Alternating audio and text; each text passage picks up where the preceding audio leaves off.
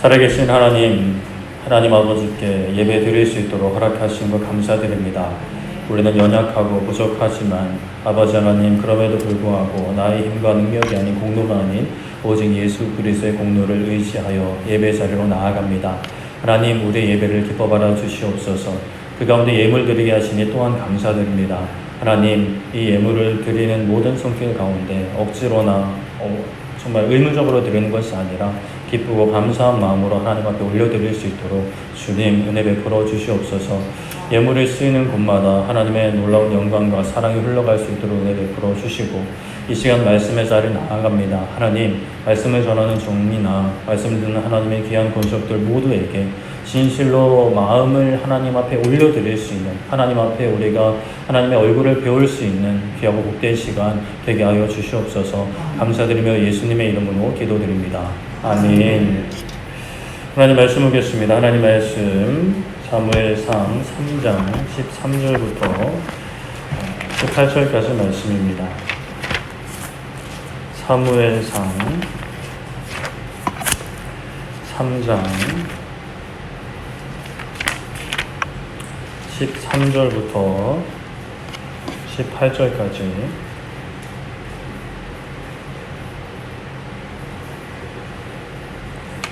사무엘상 3장 13절부터 18절까지 한 절씩 교독하도록 하겠습니다. 내가 그의 집을 영원토록 심판하겠다고 그에게 말한 것은 그가 아는 죄악 때문이니, 이는 그가 자기의 아들들의 저주를 자청하되 금하지 아니하였음이니라.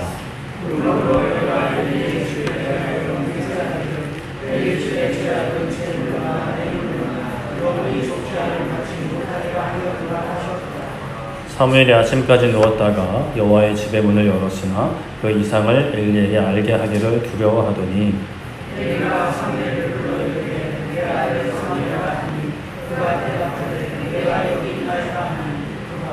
이르되 내게 무엇을 말씀하셨느냐 청하노니 내게 숨기지 말라. 너에게 말씀하신 모든 것을 하나라도 숨기면 하나님이 너에게 벌을 내리시고 또 내리시기를 원하노라 하는지라. 사무엘이 그것을 그에게 자세히 말하고 조금도 숨기지 아니하니 그가 이르되 이는 여호와이시니 선하신 대로 하실 것이니라 하니라. 아멘. 네, 오늘은 선하신 하나님 앞에서라는 제목으로 말씀을 나누고자 합니다. 잠깐 저랑 눈 좀 마주치고 말씀 나누셨으면 좋겠습니다. 네, 감사합니다. 날씨가 참 무덥죠. 습하고, 이 습한 거라도 좀 사라지면 괜찮아질 것 같은데 참 힘든 날씨를 보내고 있습니다. 여러분들은 앞으로 여러분 자신이나 여러분들 자녀들, 또 가족들, 또는 주위 사람들, 또 우리 교회에 일어날 일들, 앞으로 일어날 일들이 궁금하신 적이 있으실까요?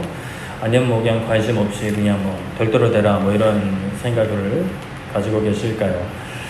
궁금해하는 거, 앞으로 일어날 일에 대해서 궁금해하는 것은 전혀 이제 그릇된 것이 아닌데, 그것을 이제 어떤 방법을 통해서라도 알고자 하는 것은 좀 문제가 될 수 있습니다.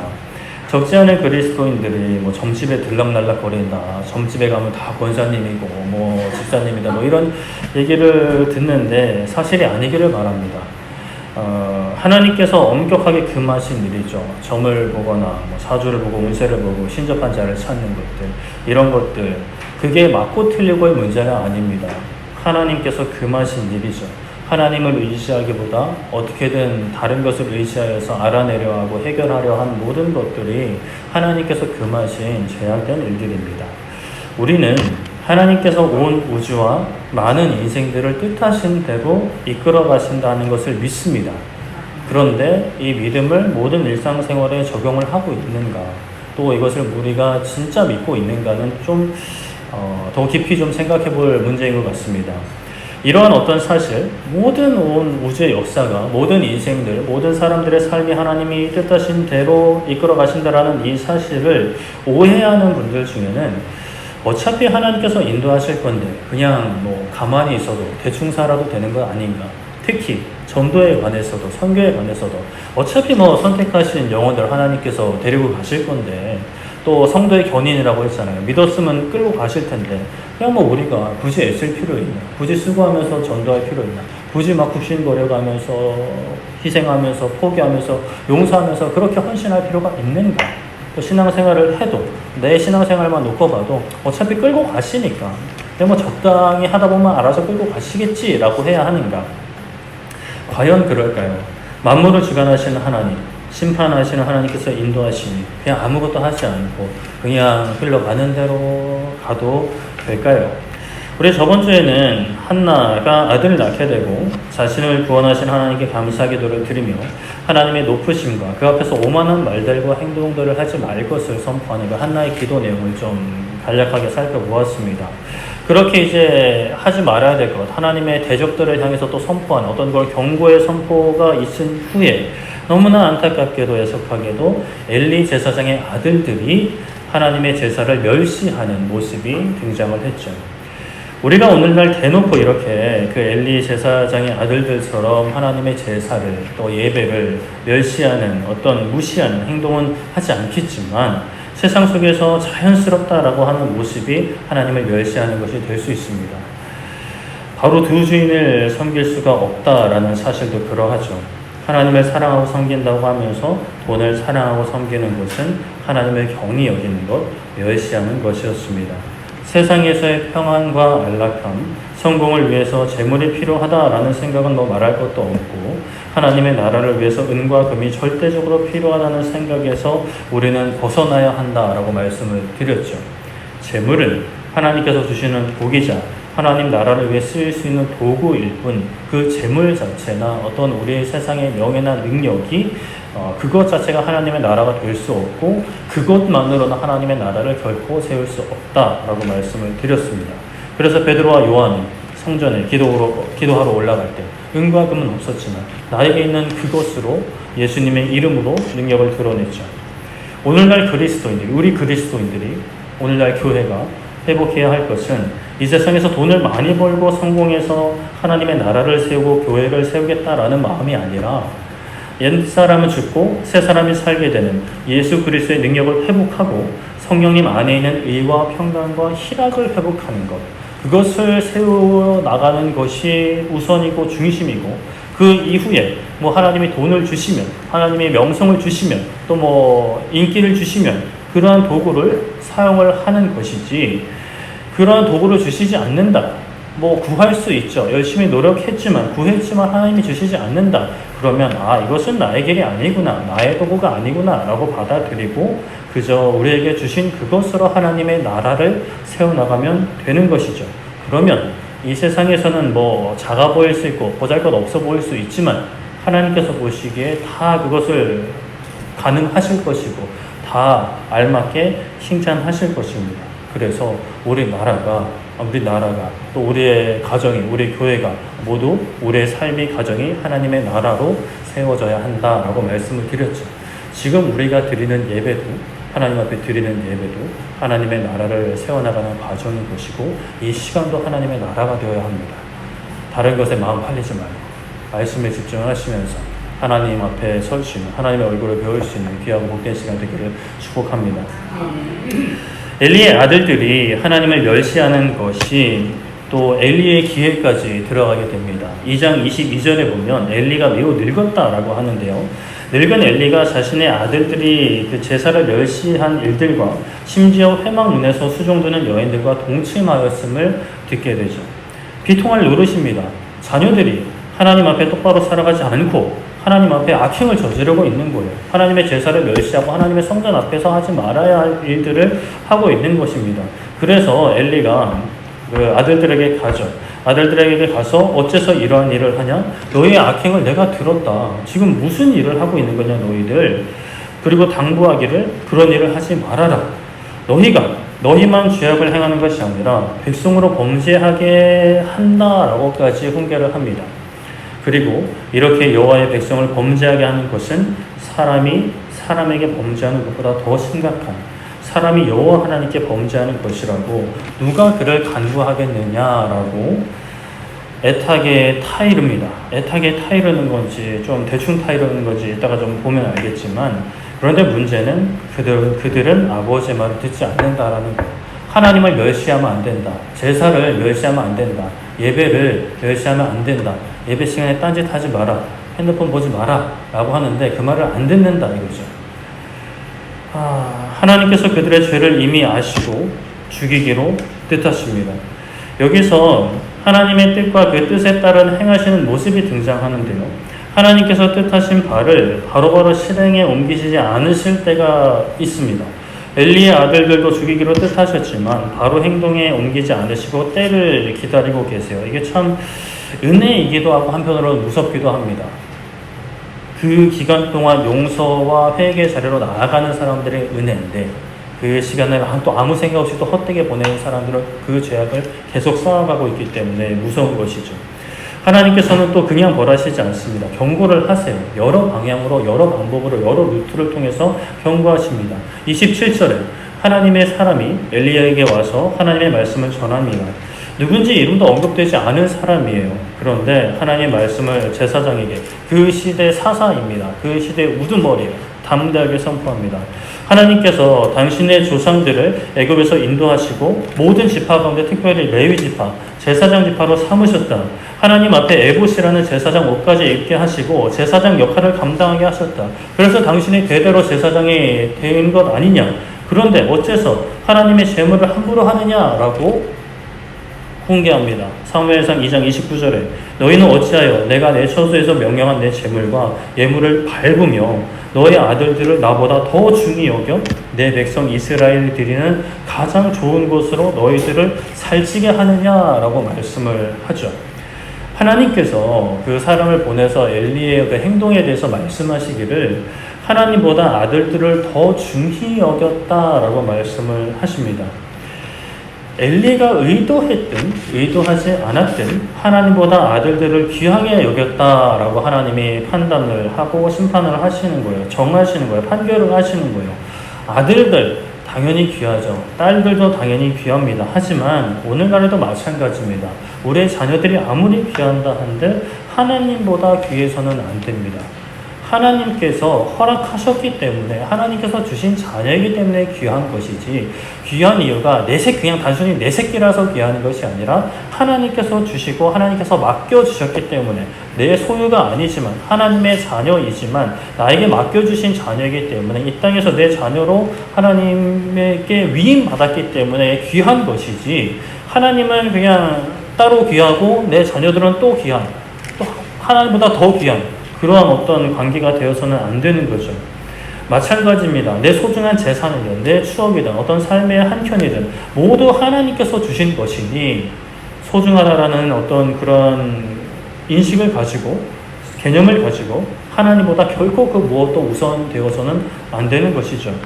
그렇게 하나님께서는 30절 후반부에 나를 존중히 여기는 자를 내가 존중히 여기고 나를 멸시하는 자를 내가 경멸하겠다 하십니다. 하나님은 은혜의 하나님이시고 용서하시는 하나님이시고 사랑하시는 하나님이시지만 그냥 막 안절부절 못해서 막 질질 끌려다니는 그런 하나님은 아니십니다. 멸시하는 자에게는 멸시라는, 나에게 하는 그대로 갚아주겠다라고까지 말씀하시는 분이 하나님이시죠. 벌하시겠다 하십니다. 그대로 갚아주겠다 하십니다. 하나님께서 막 속이 요만하셔가지고 이렇게 하시는 게 아니라 엘리가 아들들에게 경고했듯이 사람과 사람 사이에 일어난 일은 우리가 하나님의 공의와 사랑에 맞게 처벌하기도 하지만 그래도 더 용서하고 품어야 하는 것이 맞는데, 하나님과 우리 사이는 이게 사람과 사람 사이의 관계가 아닌 것이죠. 그만큼 사람과 사람 사이에 짓는 죄와 사람이 하나님 앞에서 짓는 죄, 하나님께 직접 다이렉트로 짓는 죄는 그 어떤 죄악의 무게가 다릅니다.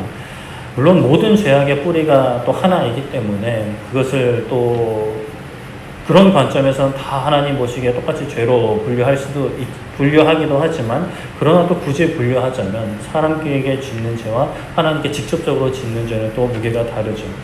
그렇게 하나님께서는 엘리의 집에 노인이 없을 것이라 하십니다. 노인이 없다라는 게 뭐예요? 사람들이 태어나기는 태어나요. 그런데 노인이 될 때까지 살지는 못하는 거예요. 단명한다는 거죠.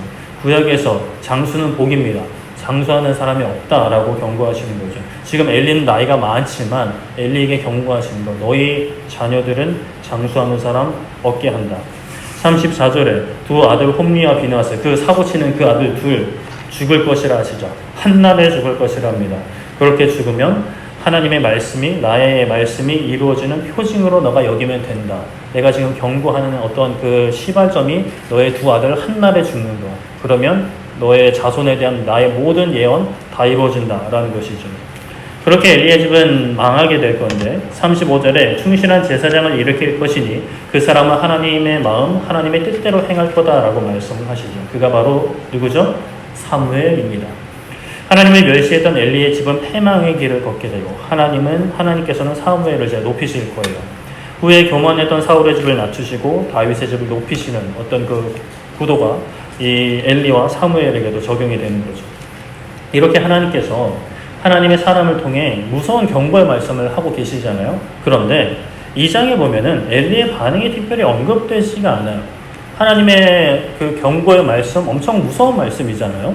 그런데 특별한 반응이 언급되지 않고 3장에 엘리의 반응이 나타납니다.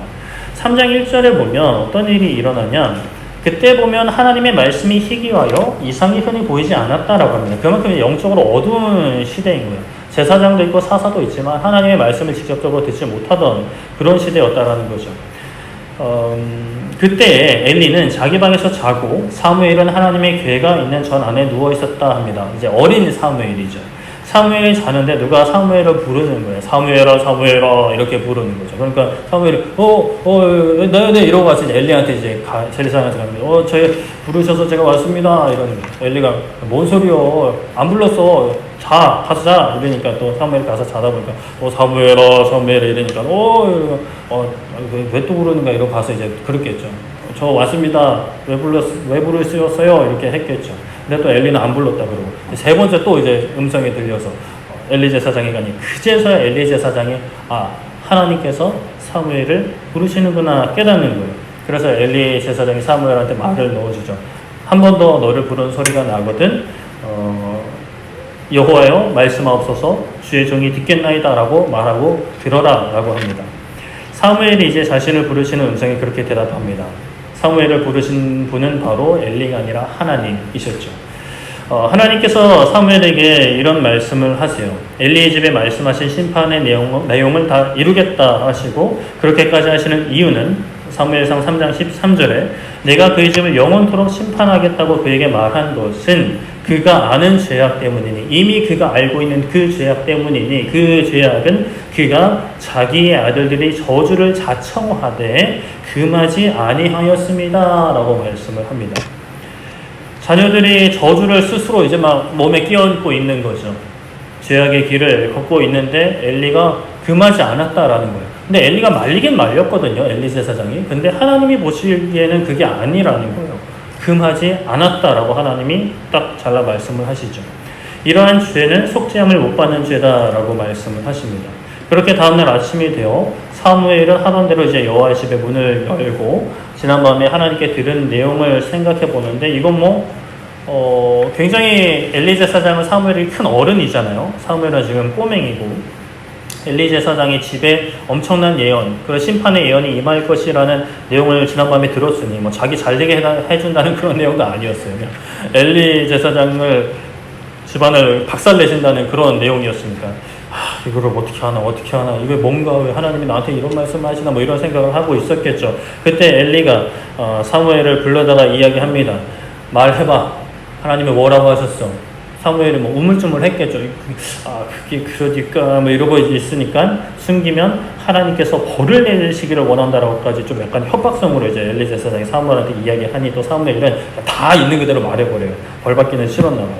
3장 18절에 사무엘이 그것을 그에게 자세히 말하고 조금도 숨기지 아니하니 그가 이르되 이는 여호와이시니 선하신 대로 하실 것이니라 하니라 라고 말씀을 합니다. 자, 엘리의 고백을 우리가 어떻게 받아들여야 할까? 하나님께서 보시기에 선하신 대로 이루실 것이다 라며 하나님을 찬양하고 하나님께 감사하며 하나님께 영광을 돌리는 내용 같으세요? 아니면 그냥 자포자기하는 마음으로 하나님이 하시는 대로 하시겠지라고 하는 그런 느낌일까요? 우리가 잘 아는 신약 말씀 로마서 8장 28절 우리가 알거니와 하나님을 사랑하는 자 그의 뜻대로 부르심을 입은 자들에게는 모든 것이 합력하여 선을 이루느니라 라고 말씀을 합니다. 합력하여 선을 이루신다는 이 신약의 로마서 말씀과 엘리의 고백을 내용만 보면 사실 비슷한 내용입니다. 선하신 대로 하나님이 하신 거다라는 것이죠. 그러나 엘리의 고백은 어떤 믿음으로 담대하게 선포하는 어떤 힘찬 고백보다는 지금 내용이 어떤 상황이에요? 심판의 말씀이 엘리의 집을 향해 선포된 그것도 다른 사람을 통해서도 선포되고 사무엘을 통해서도 선포되는 계속 이제 겹겹으로 이제 막 2차 확인하는 그런 상황이란 말이에요. 근데 엘리 제사장이 고백하는 것 선하신 대로 이루실 것이다. 힘찬 고백, 어떤 찬양, 감사, 영광을 돌리는 것 아니라 그저 체념하고 힘이 없이 포기하는 그러한 모습을 보이고 있는 거죠. 하나님께서는 분명히 자신께서 뜻하신 바를 이루십니다. 그러나 로마서 말씀은 사랑하는 자로서 그 하나님의 선하신 계획에 동참하는 자들이 붙잡아야 할, 고백해야 할, 선포해야 할 어떤 힘찬 믿음의 고백, 붙잡아야 할 말씀인 반면에 사무엘상의 엘리의 고백은 하나님의 심판의 진노를 눈앞에 두고 그저 자포자기해버린 슬프고 힘없는 고백인 거예요. 내용은 같지만 전혀 그 어떤 대하는 태도는 완전 반대인 거죠. 엘리가 나이가 많기는 해요. 4장 15절에 보면 98세였다라고 하는 거죠. 그리고 4장 18절에 보면 몸도 비대했다라고 합니다. 나이도 많고 비대하니까 어때요? 사람이 그냥 나중에 보면 나오지만 죽을 때도 그냥 의자에 누워있다가 이렇게 넘어가서 죽어버리거든요. 신체적으로나 영적으로나 많이 어둡고 민첩하지 못한 상태인 거예요. 그의 이런 모습은 우리가 잘 아는 이스라엘의 지도자 모세와의 모세의 말년과는 너무나 비교가 되는 모습을 보입니다. 신명기 34장 7절에 모세가 죽을 때 나이 120세였으나 그의 눈이 흐리지 아니하였고 기력이 쇠하지 아니하였더라라고 하는 거예요. 엘리는 눈도 멀었어요. 앞도 보이지 않는 그런 상황입니다. 근데 모세는 어때요? 120세가 됐음에도 불구하고 눈이 그냥 짱짱히 따르는 거죠. 엘리는 그렇게 하나님의 진노를 힘없게 받아들입니다. 그러나 모세는 어떠했을까요? 비록 모세가 죽지 직전도 아니고 80살 정도에 일어난 일이지만 엘리 98세보다 젊을 적에 일어난 일이긴 한데 모세는 엘리와는 상당히 다른 반응을 보이는 사건이 있었습니다. 모세가 이제 애굽에서 이스라엘 백성들을 이끌고 나와서 하나님이 당연히 하라 하시는 대로 이끌고 나와서 시내산에서 하나님과 언약을 맺고 가나안 땅 입구인 가데스 바네아에 도착을 했죠. 그래서 거기서 정탐꾼들을 12명 보냈습니다. 저번 주에도 언급을 했던 내용이죠. 정탐꾼이 돌아와서 보고를 하는데 10명이 부정적인 보고를 하죠. 심히 부정적인 보고였습니다. 그래서 사람들이 어떻게 반응을 하죠? 여호수아와 갈렙의 할 수 있습니다. 하나님이 하시면 할 수 있습니다. 라는 반응에 귀 기울이지 않고 우리는 밥과 같은 존재다. 우리는 끝났다. 우리는 벌레 같다. 이런 말에 휩쓸려 버려서 그냥 우리를 죽이려면 광야에서 죽이지 애굽에서 죽이지 왜 여기까지 끌고 왔냐라는 그런 말들을 하죠.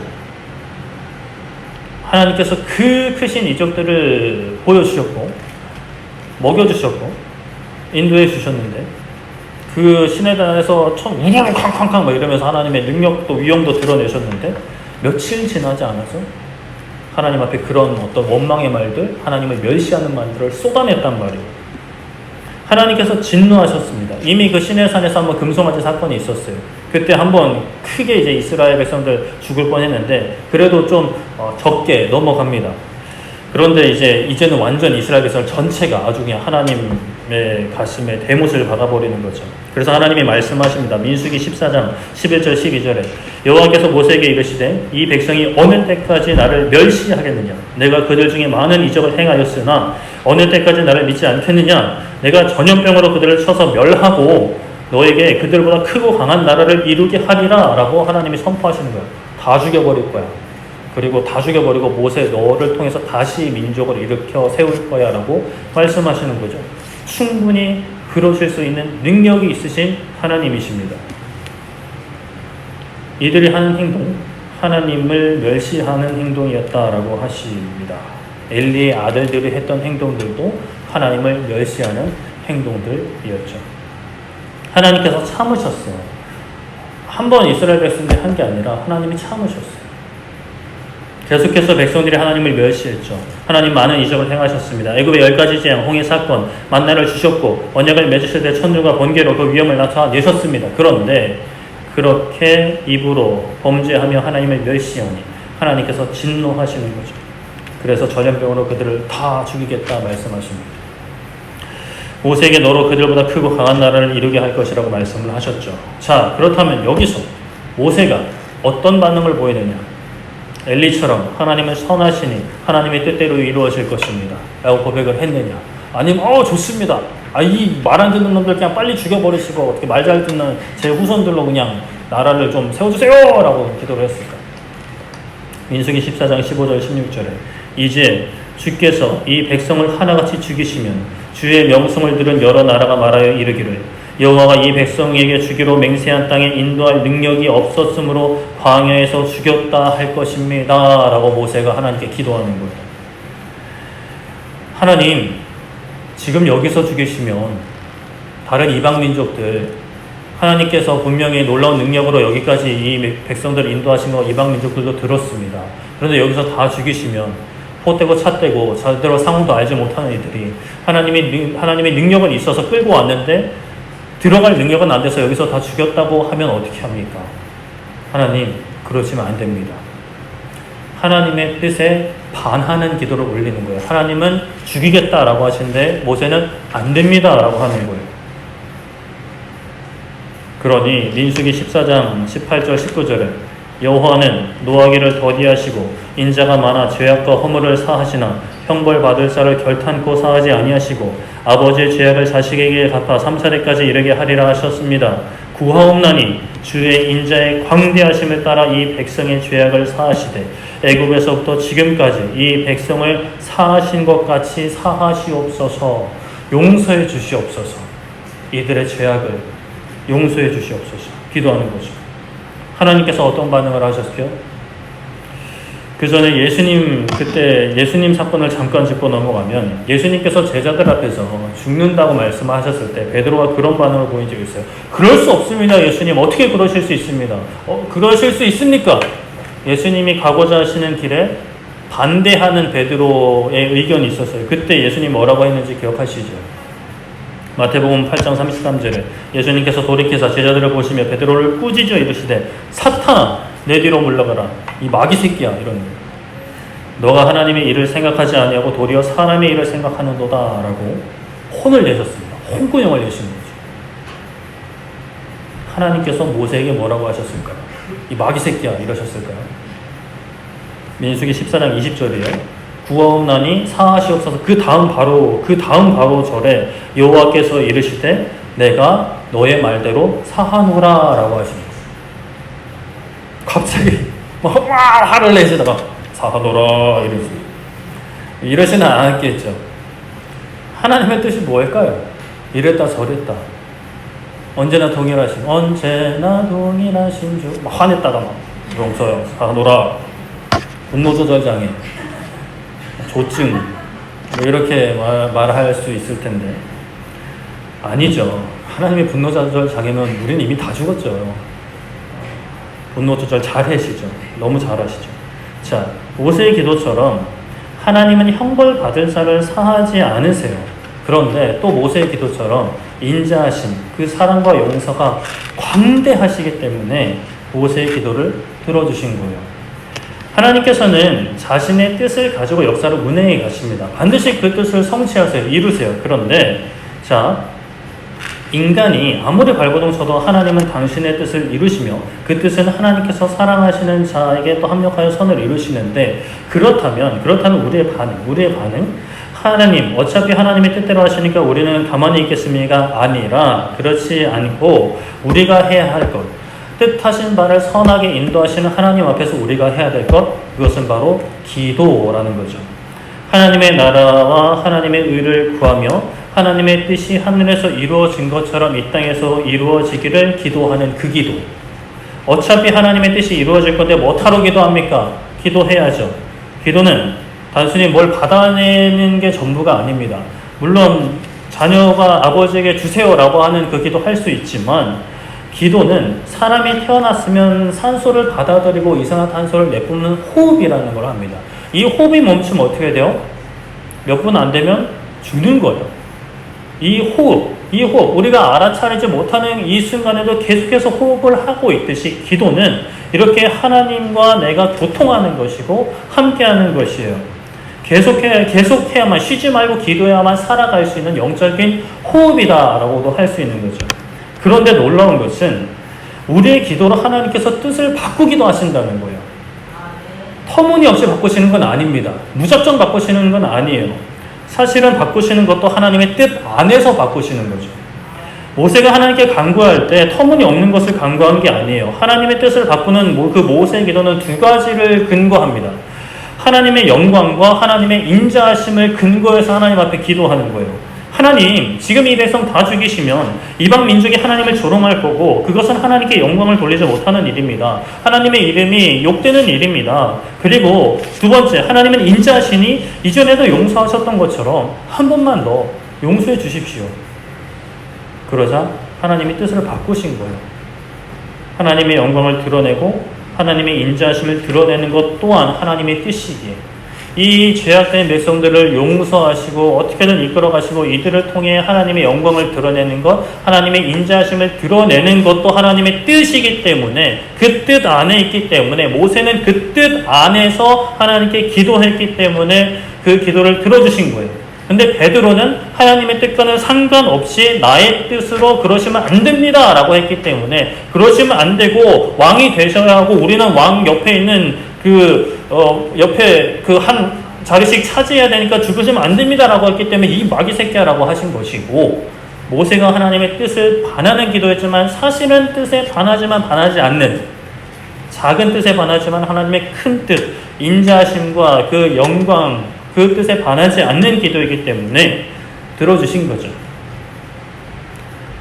하나님의 영광을 드러내고 하나님의 인자하심을 드러내는 것 또한 하나님의 뜻이기에 하나님의 큰 뜻 안에서 그 작은 뜻, 지금 당장 죽여버리겠다는, 전염병으로 다 죽여버리겠다는 그 뜻을 바꾸신 거죠. 그래도 이스라엘 백성들이 지은 죄가 워낙 크니까 하나님 귀에 들으신 그대로 광야에서 죽게 하십니다. 40년 시간 동안 뺑뺑이 돌리면서 그 부모 세대들 다 죽고 다음 세대는 약속 땅에 들어가게 하시죠. 그렇다면 오늘날 우리가 무엇을 해야 하는가? 어차피 하나님께서 택하신 자들을 부르시니 뭐 우리가 굳이 할 게 있는가? 어차피 합력하여 선을 이루시고 모든 것 뜻대로 하시니 뭐 우리는 그냥 될 대로 살면 되지 않겠는가? 흘러가는 대로 살면 되지 않겠는가? 아니죠. 우리는 기도해야 합니다. 하나님 나라와 하나님의 의를 구하는 기도를 해야 합니다. 나 자신과 우리 가정과 교회를 놓고 특별히 우리 다음 세대를 놓고 기도해야 합니다. 될 대로 되라는 식으로 넉넉고 있어서는 안 되는 거죠. 내 말 안 듣는다고 포기해서는 안 됩니다. 하나님, 나의 죄를 용서해 주시옵소서. 하나님을 믿는다고 하지만 말과 행동으로 하나님을 불신하며 멸시하였던 모든 말들과 행동들을 용서해 주시옵소서. 또 우리의 자녀들, 믿음의 후배들, 우리 가족들, 이 지역사회와 이 한국사회, 온 세계 열방, 아버지, 믿음 없는 이들이 너무 많습니다. 아직 하나님을 알지 못합니다. 불쌍히 여겨주시옵소서. 엘리처럼 너는 뭐 이제 죽으니까 그거 상관없을 수 있겠지만 너 아들들 다 죽어? 그리고 너네 집 망해? 이제 노인 없어? 다 단명해? 이런 말씀 들어도 하나님은 선하시니 그대로 이루어질지어다라고 풀죽어 있는 게 아니라 무릎 꿇고 하나님께 나아가야 하는 거죠. 엘리가 영적으로 깨어있는 사람이었다면, 진짜 믿음의 사람이었다면 그런 어떤 하나님의 심판의 말씀이 들려올 때 어떻게든 하나님 앞에 나아가 무릎 꿇고 기도해야겠다는 거죠. 몸이 비대해서 무릎이 깨지고 다시 못 일어난다 하더라도 자기는 어차피 죽지만 진짜 자녀들을 생각한다면, 자신의 후손들을 생각한다면 하나님 앞에 기도해야겠죠. 그렇게 우리도 우리 자신과 우리 가정과 교회, 다음 세대들을 위해 기도해야 합니다. 다음 세대를 볼 때 어떠세요? 우리 어른들을 볼 때 다음 세대들, 청년들, 우리 청소년들, 유초등을 볼 때 어떠세요? 기성세대라고 하죠. 기성세대가 볼 때 답답한 것도 있고 안타까운 것도 있을 것 같습니다. 그런데 젊은 세대들 이야기 들어보면 본인들도 답답해요. 취업은 힘들지, 직장만 꿈도 못 꾸지, 결혼하는 데는 돈이 한두 푼 드는 것도 아니지, 이 무한 경쟁 사회에서 애들도 명품 안 입으면 따당하고 핸드폰도 최신폰, 고기능 갤럭시는 취급도 안 해주고 뭐 아이폰 이것도 비싼 것들 해야 뭐 친구들 사귈 수 있지. 다 그런 건 아니지만, 그러니까 자녀 낳기 싫다 그런 사람도 있고, 다 보고 듣는 게 그런 것들, 다 잘 사는 모습들, 잘 나가는 모습들, TV, 예능, 인스타그램, SNS, 뉴스 미디어까지 다 보면서 와 좋겠다 이 정도로 끝나지 않고 상대적 박탈감을 느끼게 되는 거죠. 내 인생은 뭐지? 저렇게 잘 나가는 인생들, 내 인생은 비교적 못 사는 것 같고 실패한 것 같고 상대적 불행감을 느끼게 만드는 그런 사회 속에 살아가고 있는 세대입니다. 물론 어른들도 마찬가지죠. 어른들이라고 뭐 다르겠어요. 다 그런 사회 속에서 살아가고 있습니다. 그런 시대예요. 그런 시대 속에서 우리 뭐 기성세대든지 우리 노년이든지 다음 세대 말씀에 붙잡힌 인생이 될 수 있기를 기도해야 합니다. 좋은 대학 나와야만 성공한 인생이다. 좋은 직장 구해야 한다. 높은 연봉 받아야만 행복한 인생이다. 결혼은 어떻게 하고 신혼여행은 어떻게 해야 되고 자녀들은 어떻게 키워하고 유모차는 뭐 어떤 브랜드가 좋고 몇 살부터 의대 진학반 들어가야 되고 40대가 되면 어느 정도 차는 타야 된다. 어느 정도 집에는 살아야 된다. 그래야 성공한 인생이다. 그러한 세상 가운데 우리 그리스도인들은 아니다. 그거 아니다. 뭐 있으면 좋을 수도 있겠지만 없어도 상관없다. 왜? 예수님이 있기 때문이다. 예수님을 믿어야 진짜 행복한 인생이고 진실로 살아있는 인생이고 이게 행복이다. 이게 삶이다. 이게 인생이다. 이게 사랑이다. 라는 말로 삶으로 외치는 인생이 될 수 있도록 우리는 기도해야 합니다. 엘리처럼 넉넉히 있어서는 안 되죠. 차라리 때로는 그냥 넉넉히 있는 게 나을 것 같다는 생각이 들죠. 왜냐하면 마음을 쓸수록 말을 안 들어먹으니까 내가 바라는 대로 좀 예배도 잘 들었으면 좋겠고 딴짓 안 했으면 좋겠고 예배 자리에 잘 참석했으면 좋겠고 신앙이 쑥쑥 자라갔으면 좋겠는데 그게 아니니까 그냥 네 인생 네 될 대로 되라 뭐 이런 식으로 해버리면 내 마음 편할 수 있겠죠. 그러나 그래선 안 된다는 거죠. 엘리는 어떻게 해야 됐을까요? 그때 문화적 배경을 보면 사사니까 부리는 사람들이 있을 거 아니에요.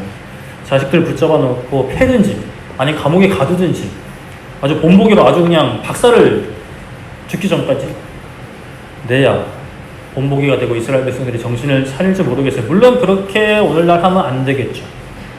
그랬다가는 경찰에 신고당할 수 있어요. 아동학대로.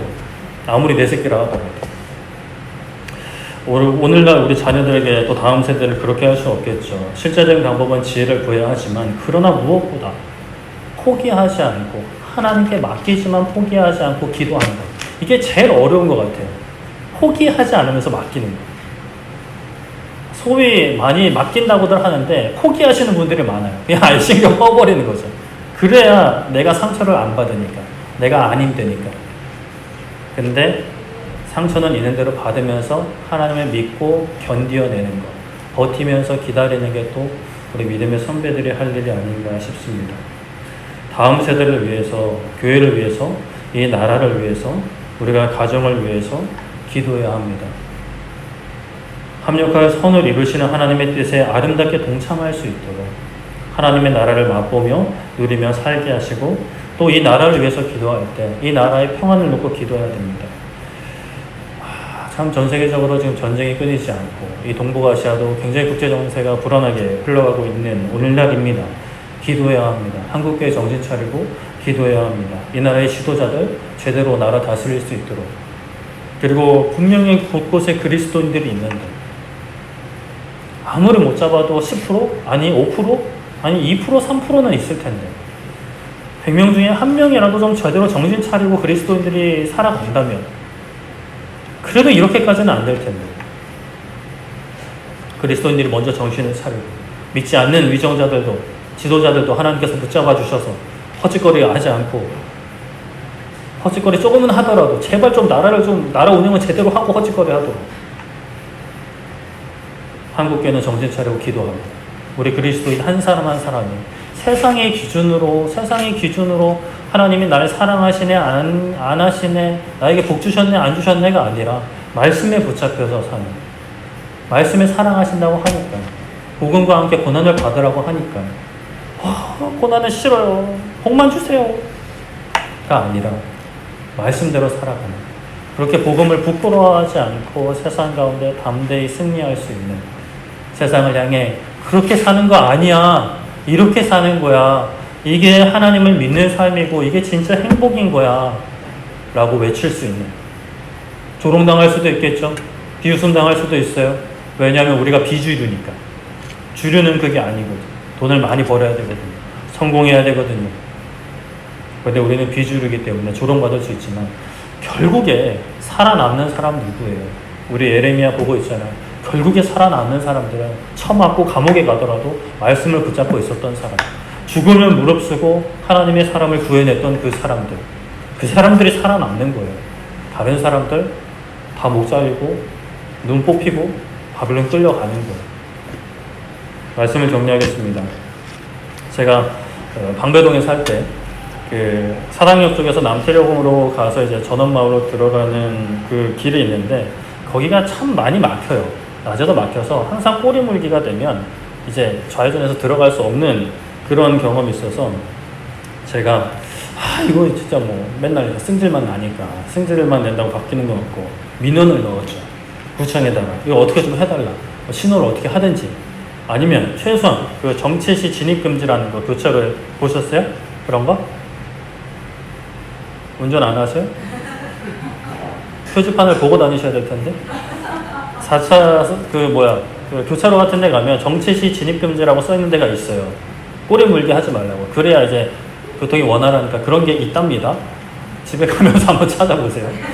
그래서 그런 거라도 좀 달아달라고 민원을 넣었어요. 그랬더니 구청에서는 이거는 경찰서 써가니까 경찰서로 옮기겠습니다. 그랬더니 경찰서에 답이 왔어요. 한번 뭐 조사해보고 알아보겠다. 그리고 진짜 두세 달이 지났나? 이게 달렸어요.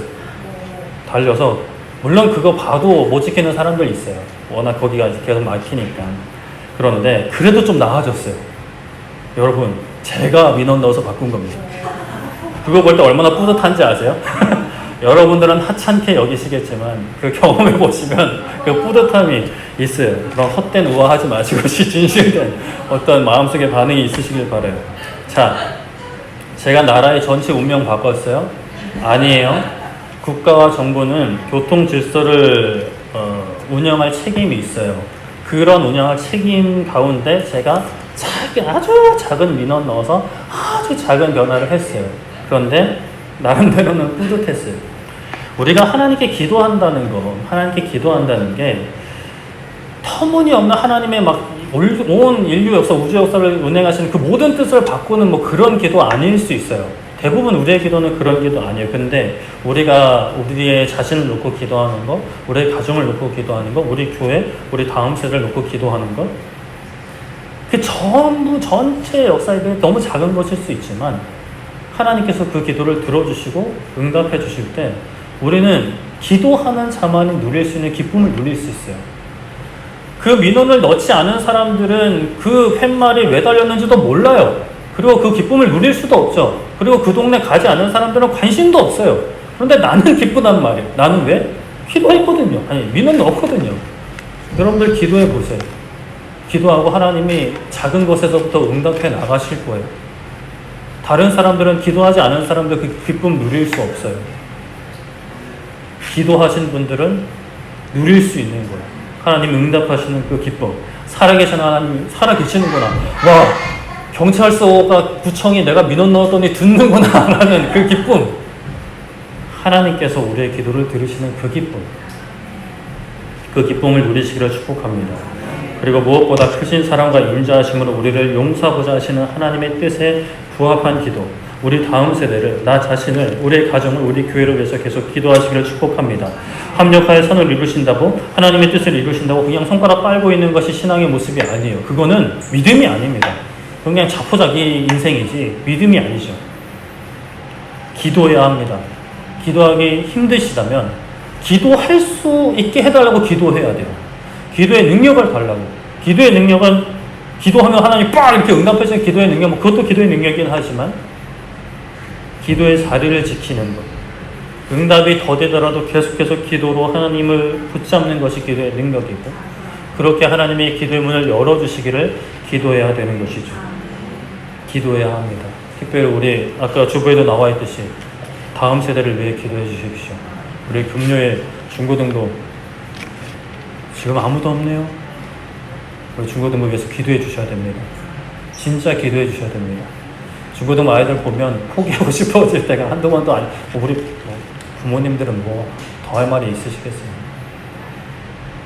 그러나 포기할 수 없잖아요. 우리도 포기해서는 안 되잖아요. 포기하지 마시고 기도해 주시고, 우리 청년부도 8월 15일부터 17일까지 기도해 주십시오. 우리 청년들, 저는 꿈을 꿉니다. 우리 청년들이 진짜 지금 이렇게 앉아있는 게 아니라 정말 마음 다해서 하나님을 예배하고 저들이 세상에 나가서 진짜 믿는 사람으로서의 빛을 발할 수 있는, 저번에도 말씀드렸잖아요. 3포 세대, 4포 세대. 연애 포기했어요. 취업 포기했어요. 결혼 포기했어요. 자녀 출산 포기해요. 이 나약한 것들이라고 생각하실 수 있겠지만 그렇게 자라온 거예요. 그렇게 길들여진 거예요. 여러분들도 만약 이 젊은 세대, 이 시대에 태어나서 젊은 세대로서 살아간다면 글쎄요. 과연 얼마나 그 세대를 뚫고 나아갈 수 있을까요? 그 포기하는 세대예요. 인생 그런 거 아니다. 돈 많이 못 벌어서 살 수 있다. 욜로로 살라는 게 아니라 하나님과 동행하면 진실로 그게 행복한 삶이다. 그리고 많은 청년들이 살아갈 이유가 없잖아요.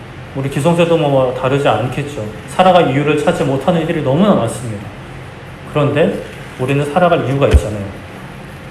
하나님의 영광을 위해서, 또 잃어버린 영혼들에게 복음을 전하기 위해서. 그게 우리가 살아가는 이유고 살아가는 목적입니다. 그것을 가지고 정말 가슴 뛰는 인생이 돼요. 그냥 다 죽어버리고 포기하죠. 될 대로 되라지. 또 먹고 살아야 되니까 취업은 하고 회사는 가지만 내가 회사를 왜 가야 되는지도 모르겠고 공부를 왜 해야 되는지도 모르겠고 자격증은 따라니까 따는데 왜 따야 되는지도 모르겠고 결혼은 하라니까 해야겠는데 뭐 요즘 또 안 하는 사람들이 많으니까 그냥 안 할란다 이러고 그냥 넘어가 버리고 자녀 출산도 다들 안 하고 즐긴다는데 그냥 우리도 그냥 우리끼리만 즐겁게 살자. 그런 게 아니라 하나님께서 기뻐하시는 하나님의 말씀에 부합한 삶을 살아가는 우리 다음 세대 될 수 있도록, 우리 기성세대 될 수 있도록 기도의 자리를 지킬 수 있는, 기도의 불씨를 우리가 간직하고 퍼뜨려 나갈 수 있는, 우리가 퍼뜨리는 건 아니지만 하나님께서 퍼뜨려 나가시기를 기도할 수 있는 우리 모두 되기를 축복합니다. 우리 함께 찬양하고 기도하기를 원하는데요. 우리 복음성가 우리 102번 그리스도의 계절입니다. 민족의 가슴마다, 좀 가사가 올드하긴 한데 그래도 우리가 그런 거 개념치 말고 가사의 의미를 생각해 봤으면 좋겠어요. 민족의 가슴마다 피 묻은 그리스도를 심는다. 그 마음속에 예수 그리스도를 심는다. 이 땅에 푸르고 푸른 그리스도의 계절이 오게끔, 이 땅에 하나님의 나라가 이루어지게끔 모든 사람의 마음과 교회와 가정에 하나님의 나라가, 하나님의 나라가 임하게 하여 주시옵소서.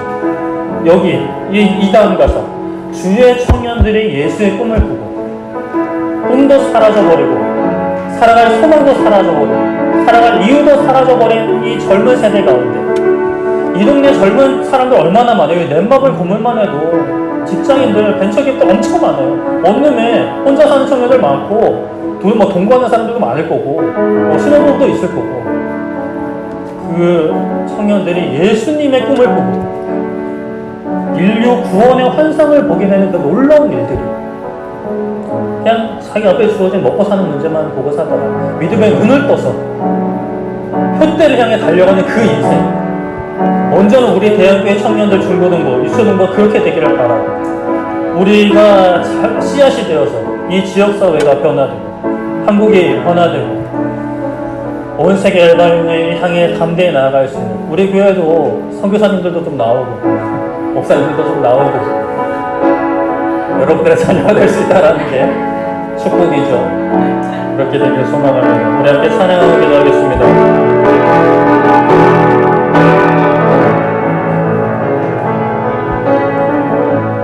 민족의 가슴마다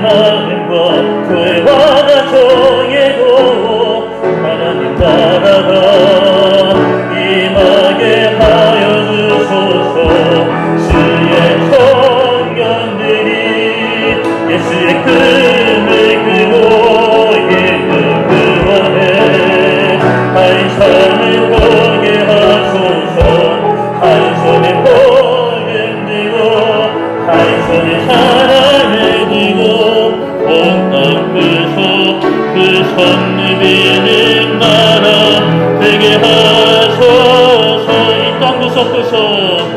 이 땅 구석구석에서 예수를 주로 고백하게 하소서. 하늘의 뜻 이 땅에 이뤄주소서. 주의 나라 되게 하소서. 주의 청년들이 예수의 꿈을 끄고 이는 구원의 한 삶을 보게 하소서. 한 손은 복음 들고 한 손은 사랑을 들고 온 땅 구석 님이는 나라 되게 하소서. 주의 청년들이 예수의 꿈을 끄고 이루 구원의 한 삶을 보게 하소서. 한 손은 복음 들고 한 손은 사랑을 들고 온 땅 구석 누비는 나라 되게 하소서. 아멘. 이 시간에 기도할 때 하나님, 우리가 기도를 포기하지 않기 원합니다. 하나님의 나라와 하나님의 의, 하나님께서 분명히 이루실 것이지만, 반드시 이루실 것이지만 예수님께서도 기도하라 하셨습니다. 무엇보다 먼저 기도하라 하셨습니다. 하나님, 우리가 포기하지 않게 해 주시옵소서. 기도를 포기하지 않게 해 주시옵소서. 사랑과 모범이 되는 이 삶을 때로는 너무나 우리에게 상처가 되고 너무나 아픔이 되지만 아버지 하나님 포기하지 않게 해 주시옵소서. 하나님, 우리가 포기하지 않고 하나님 주신 힘과 능력 따라 포기하지 않을 때에 우리부터 아버지 하나님 인류 구원의 환상을 보게 하여 주시고 우리 다음 세대들, 우리 자녀들, 우리 청년들, 우리 중고등부, 우리 유초등부 하나님 인류 구원의 환상 보며 하나님 나라 위에 헌신하는 주의 분들 되게 하여 주시옵소서라고 주 한번 외치고 기도하도록 하겠습니다. 주여, 살아계신 하나님 아버지, 이 시간 우리가 하나님 앞에 기도합니다. 아버지 하나님, 모든 것을 한력하여 선을 이루시는 하나님 앞에 아버지 하나님, 우리가 무기력하게 자포자기의 삶을 살지 않게 하여 주시옵소서. 아버지 하나님, 모세가 이스라엘 백성을 다 죽이겠다고 하신 하나님의 말씀 앞에 감히 하나님의 뜻에 반하여서 아버지 하나님 용서하여 주시옵소서. 하나님께서는 보기로우신 하나님이시지만 그 사랑과 인자하심이 광대하신 분이 아니십니까? 하나님, 지금 이렇게 벌하시면 이방 민족들 하나님의 명성에 아버지 하나님 조롱할 것입니다. 아버지 하나님의 능력을 폄하할 것입니다. 아버지, 그러니 이제까지 용서해 주신 것처럼 한 번 더 용서해 주시옵소서. 나의 그 기도 아버지, 우리도 하나님께 올려드리는 우리 교회 되게 하여 주시옵소서. 우리 다음 세대를 하나님 앞에 일어서기 원합니다. 우리 청년들이, 우리 중고등부가, 우리 유초등부가 인류 구원의 환상을 보기 원합니다. 아버지 하나님, 그 가슴에 예수 그리스도의 피 묻은 십자가를 지고 나가기 원합니다. 내 인생만 행복하고 내 인생 아버지 누리면서 사는 것이 내 인생의 목적이 아니라 어떠한 환경에서도 예수 그리스도를 구주로 삼으며 그 안에서 사명을 가지고 살아가는 이유와 목적을 가지고 살아가는 인생을 될 수 있도록 아버지 은혜 베풀어 주시옵소서. 살아갈 이유를 모르겠고 그저 죽고 싶다고 생각하는 많은 청년들에게 무엇을 할 의욕도 잃어버리고 일자리도 아버지 포기하고 연애도 결혼도 자녀 출산도 포기하는 이 오늘날 세대 가운데 하나님, 주의 청년들이, 그리스도의 청년들이 일어나게 하여 주시옵소서. 우리 청년들이 그런 청년 되게 하여 주시고 우리 중고등부가 그런 중고등부 되게 하여 주시옵소서. 아버지 하나님, 우리 기성세대가 기도를 포기하지 않기 원합니다. 먼저 믿음의 선배들이, 믿음의 부모들이 하나님 포기하지 않기 원합니다. 아버지 하나님, 엘리처럼 주저하지 않게 하여 주시옵소서. 내가 아무리 나이가 많다 해도, 내가 아무리 몸이 비대한다 하더라도 아버지 하나님 포기하지 않고 기도로 하나님께 나아가 아버지 하나님의 뜻을 붙잡고 기도할 수 있는 우리 부모들이, 우리 선배들이 되게 하여 주시옵소서. 주의 군인이 되게 하여 주시옵소서. 아버지 하나님, 그게 되게 해주시기 원합니다. 아버지 은혜 베풀어 주시옵소서. 이 땅 구석구석에서 예수를 주로 고백하게 하소서. 하늘의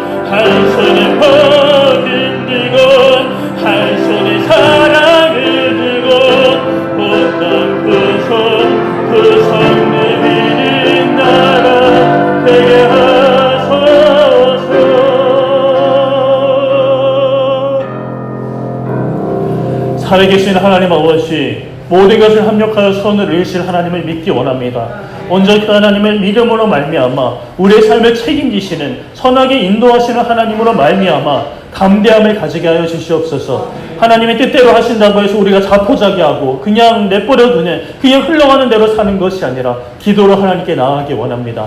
엘리샤 사장처럼 너네 아들 죽는다, 너의 자손들 다 단명한다라는 하나님의 선포에도 그저 하나님의 뜻대로 될 거다라고 자포자기하는 그러한 인생 되지 않게 해 주시옵소서. 이스라엘 백성들 다 죽인다, 전염병으로 다 죽인다라고 하는 그 하나님의 진노 앞에서도 자신의 목숨을 내어놓고 나아가 하나님 이제까지 용서하지 않으셨습니까? 하나님 지금 그렇게 하시면 하나님의 영광 가리울 수 있습니다. 아버지 하나님 감히 하나님 앞에 아뢰건대 이제까지 용서하신 것처럼 지금도 용서해 주시옵소서. 이 백성들 긍휼히 여겨 주시옵소서라고 기도했던 그 모세의 기도가 우리의 기도가 되게 하여 주시옵소서. 먼저 하나님의 나라를 구하고 하나님의 의를 구하는 우리의 개인의 삶을 놓고도 기도하고 우리 가정을 놓고도 기도하지만 우리 교회, 우리 다음 세대, 우리 청년들, 우리 중고등부, 우리 유초등부 아이들을 위해서 기도할 수 있는, 그래서 우리 다음 세대가 미랄이 되어서 하나님 이 지역사회가 변화되고 이 한국 사회가 온 세계 열방이 변화될 수 있는 주님 다시 오실 그날까지 인류 구원의 환상, 그 완성될 하나님의 나라를 바라보며 돈을 벌기 위해서, 스펙을 쌓기 위해서 아버지 하나님 그저 인스타에 자랑하려고 인생 사는 것이 아니라 아버지 하나님께서 보시기에 칭찬받는 인생이 되기 위해서 수고하고 헌신하고 나의 삶의 모든 것을 하나님 앞에 드릴 수 있는 복된 인생들 되게 하여 주시옵소서. 감사드리며 예수님의 이름으로 기도드립니다. 아멘.